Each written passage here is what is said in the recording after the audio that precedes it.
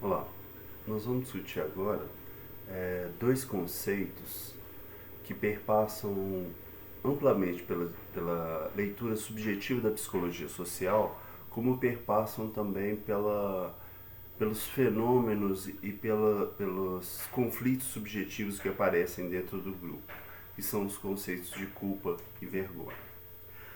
Ruth Bennett, ela vai falar que basicamente dentro da nossa história geral, a gente pode dividir a cultura ocidental, muito relacionada a uma construção social vinculada à culpa, e a cultura oriental, muito relacionada à vergonha. Então, a cultura ocidental, muito diante de normas que trazem respostas e conflitos muito grandes para essas respostas, porque você vai ter uma imposição muito grande de fazer, como fazer, e uma cultura oriental que a sua resposta diante do outro é o balizador para a sua vivência coletiva. Então, quando você dá uma resposta externa e essa resposta não condiz com a leitura pública, se vai viver muito esse conflito e quase sempre evitando essa exposição de vergonha.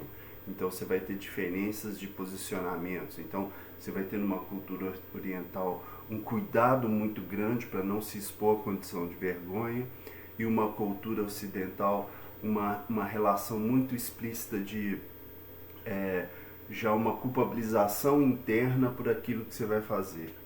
Então essa culpabilização já está lá diante, mesmo que você faça e sinta vergonha, não sinta vergonha, você vai ter uma culpabilização, uma ausência de liberdade muito grande.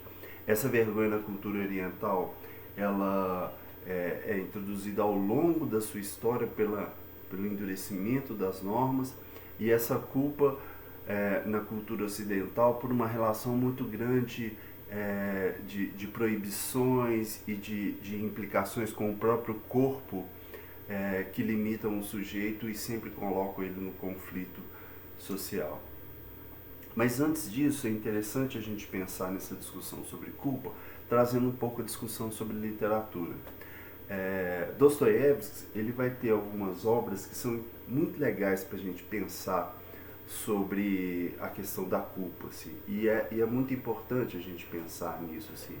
Então, Dostoiévski, lá em 1821, no seu nascimento, dentro de um contexto de uma Rússia que ainda não conseguiu sair da leitura completamente rural que ela vivia, numa busca, num conflito muito dentro das suas desigualdades, vai começar junto no seu desenvolvimento de construção intelectual, junto com o darwinismo, uma desconstrução e uma busca pela liberdade muito grande. Essa desconstrução no darwinismo, o darwinismo tira o Deus da postura central e coloca um homem no processo evolutivo.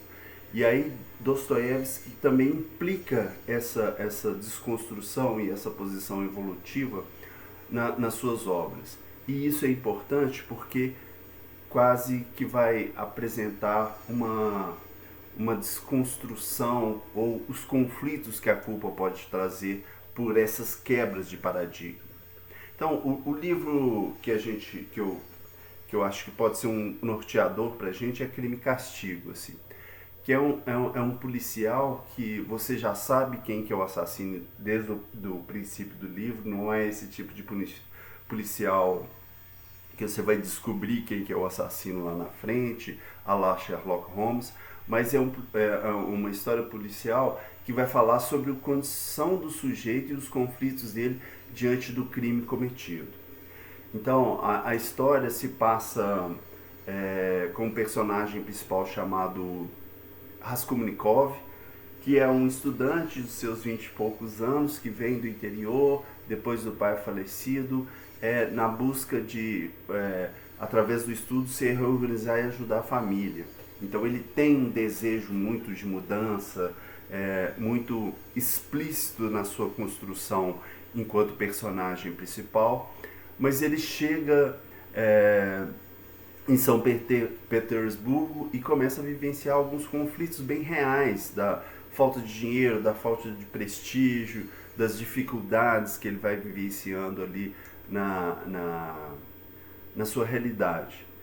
E aí ele chega em um determinado momento que, após várias análises, várias organizações de pensamento, ele decide matar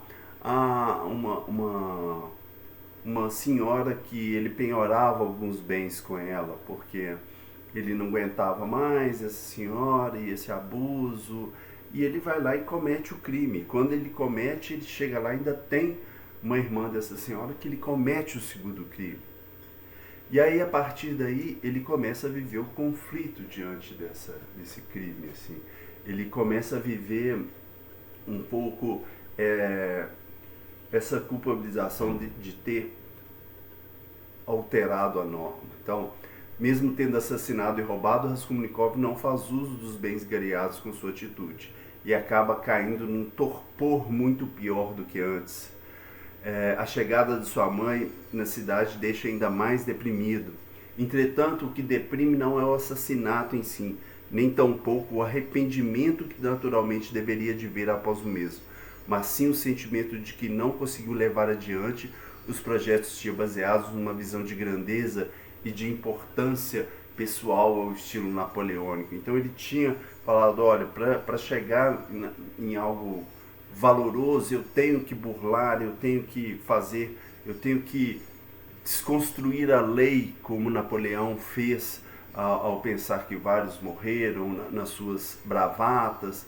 Eu tenho que ir além. E aí ele começa a expor essa culpa. A culpa, ela está presente na literatura desde que o mundo é mundo. Você vai ver vários autores como Édipo Rei, de Sófocles, em Hamlet, de Shakespeare, nos Irmãos Karamazovs, do também Dostoiévski. Eles vão tratar do crime e mais especificamente do crime na perspectiva do parricídio, que é o crime quando o filho mata o pai. Não só nessa perspectiva, mas você vai ter também o próprio Judas, quando aquele que é um irmão que mata o outro, que é uma referência muito grande. Então, você vai ter ao longo da literatura várias obras falando sobre isso, sobre essa desconstrução desse mito. E aí é importante a gente entender isso, e algumas obras vão ajudar a gente mais claramente. Então, o que é a culpa? É a responsabilidade por ação ou omissão repreensíveis ou criminosas. Isso segundo o dicionário. Uma falta voluntária contra a moral preceitual religiosa, um delito. Então a culpa é uma resposta penosa diante de uma decisão, né? Ramon de Gilles, eles, num texto chamado Sentimento e Culpa, na obra freudiana, eles vão falar que a noção crucial em psicanálise o sentimento de culpa aparece frequentemente relacionado à moral e à ética, bem como a emergência do super-eu e ao desenvolvimento de sobrevivência da civilização. A culpa é tida como um sentimento universal que sustenta a vida gregária, mas que também se relaciona no sujeito à causação de neuroses. Então, ele vai falar que a culpa, ela diz da nossa vida gregária, da nossa vida coletiva, ela é presente, né, na nossa relação coletiva, porque você se abstém de escolhas, e mais ainda, vai trazer a perspectiva de Freud na lógica do superego. Então, expliquei anteriormente que Freud, numa segunda tópica, vai falar sobre ego, id e superego.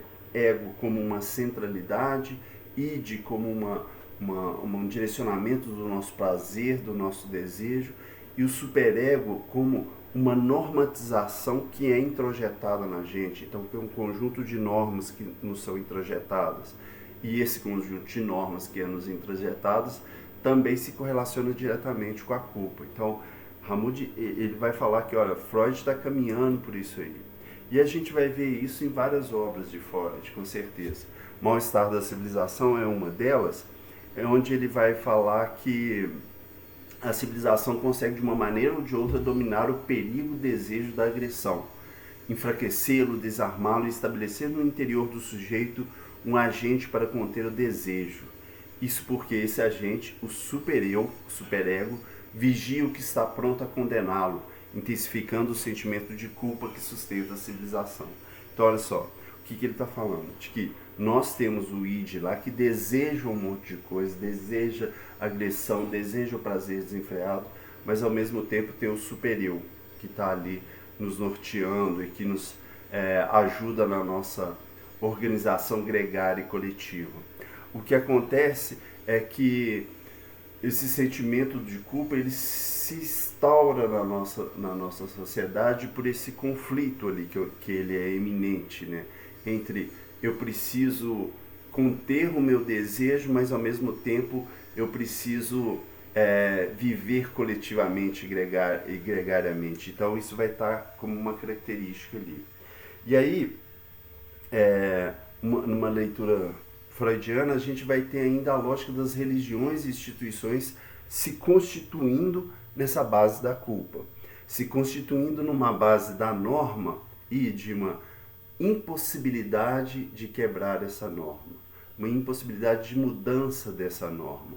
As religiões e instituições elas vão ter isso muito claramente. Então, lá, Freud percebe que tanto cerimônias religiosas como rituais obsessivos surgem com duas características: a de buscar proteção contra os impulsos hostis internos e evitar o mal esperado, um castigo, uma punição.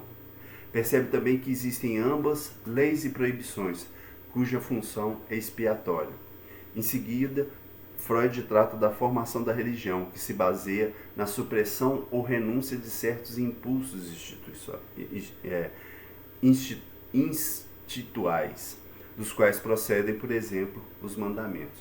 Então, o que Freud está querendo dizer para a gente? Que as religiões, as ideias, elas têm que criar normas para nos limitar. E ele vai falar isso muito abertamente na obra Totem e Tabu. Ele vai falar que nós temos esses desejos de superação, nós temos um desejo de superação de algo que é muito forte, que está muito centrado, e se a gente supera isso, a gente vive a culpa de ter destituído ou de ter superado isso. Como assim? Ele vai citar um exemplo de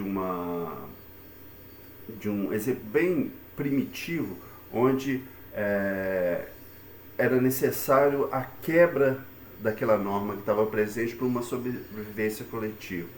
Então, para compreender e explicar a culpa coletiva, Freud precisou recorrer ao mito científico darwiniano da horda primívia, em que os filhos teriam se unido para assassinar o pai primívio.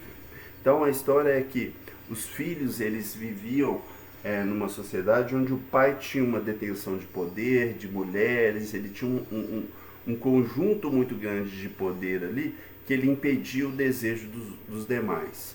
Então, ele cria aí, olha, tem um laço, é o pai, ele é muito forte, ele tem uma relação de vínculo com a gente, mas ele nos impede também.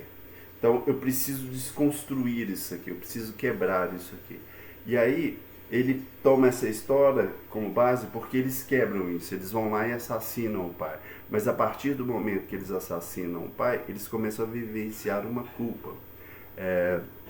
Então, lá, mas com a morte do pai, ao invés da satisfação e liberdade, os filhos se deparam com o remorso e o temor de uma punição. Assim, adotaram um totem, frequentemente um animal, como substituto sagrado do pai, o qual era venerado e inviolável, provocando uma espécie de reconciliação que pudesse amenizar a culpa e ajudar a esquecer o crime cometido. Então, eu preciso de alguma coisa para substituir aquilo ali. Eu preciso, inclusive, de algo externo. Eu preciso concretizar aquela falta que vai estar posta ali. Isso é importante a gente entender isso, porque isso vai estar presente nas relações de grupo, vai estar presente na função que a própria coordenação ou do sujeito que está dirigindo o grupo, ele vai ter ali. Eu vou desejar aquele lugar, mas eu também preciso destituir aquele lugar. Então aí a gente tem que entender, por que eu preciso destituir aquele lugar? Porque ao destituir aquele lugar, eu crio uma responsabilidade sobre o meu desejo, eu vou lá e aí eu preciso criar uma autonomia, porque senão o outro vai decidir por mim sempre. Então, destituição é isso, assim, é eu desconstruir o outro para que eu consiga me construir em determinadas situações. Mas isso, é óbvio, não precisa ser algo agressivo, pode ser algo dentro de um processo lá. Freud percebe que naquele caso específico a comunidade tende a punir os transgressores de maneira brutal. Com isso suspeita que deveria existir também uma culpa coletiva, e é importante isso. Existe uma culpa, já que se o transgressor ficasse imune, todo o povo poderia ser punido ou castigado. Freud passa então a abordar a culpa a partir da necessidade de castigo. Existe uma culpa coletiva ali, que ela é de algo, de uma desconstrução sobre a sociedade, de uma desconstrução sobre algumas normas que são vigentes e que são, em alguns momentos, necessários para a reconstrução. Para o pesquisadora Lewis, Ellen Bloch Lewis, 1971, o sentimento de culpa é o nosso julgamento negativo sobre conseguirmos viver de acordo com padrões. Então, é o julgamento negativo sobre conseguirmos viver de acordo com os padrões. Esses padrões podem ser impostos pela sociedade de maneira objetiva ou de nós mesmos. Dentro da visão religiosa, o sentimento de culpa se dá quando violamos uma norma moral. Sabe-se que quando fazemos algo que nossa religião julga errado, nós nos sentimos como pecadores e esse sentimento se instaura na culpa. E aí eu trouxe o grande filósofo Homer Simpson. Ele vai falar, se a culpa é minha, eu ponho em quem eu quiser. Que é, se esse conflito ele é meu, eu posso usar ele numa contra-regulação desse conflito. Então, em vez de eu sofrer com esse conflito que é contextual, que é história, eu vou lá e jogo ele em outra pessoa. Eu redireciono esse conflito. Então, eu vou falar que a culpa é do outro, porque, na verdade, eu não consigo destituir aquilo lá e elaborar aquela destituição. Então, você vai ver, a culpabilidade está ligada ao relacionamento com os outros, às críticas alheias, ao desprezo social e aos sentimentos de inferioridade. Neste livro, o autor aborda as várias dimensões da culpa e a eficiência do caminho para a cura. Nós somos verdadeiras máquinas de culpas nessa história. E aí, na perspectiva dessa relação, a vergonha vem literalmente nessa exposição da culpa, nessa relação pública desse conflito que nós vivemos. Então a pessoa tem vergonha hoje na atualidade de tudo, né? Sentimento de vergonha por não parecer genuíno, bem-sucedido, sentimento de vergonha alheia. A pessoa tem vergonha se tem espinha, se não tem uma performance melhor em público, se o outro tem uma camisa mais bonita que a dela. A vergonha está cada vez mais relacionada à imagem e com essa imagem se distancia a imagem dos outros. Longe de ser mera questão de definição, veremos que o sentimento de vergonha decorrente do simples ser objeto para outrem e não somente ser objeto desprezado por outrem é importante para compreender o referido sentimento, notadamente no desenvolvimento durante a infância. O que ele está querendo dizer aqui? Que a vergonha está ligada à relação com o outro e mais especificamente nesse encontro com o outro em que eu tenho que debater as minhas relações internas com o outro. E aí, se essas minhas relações internas não estão bem estipuladas, eu vou ver um conflito da exposição disso.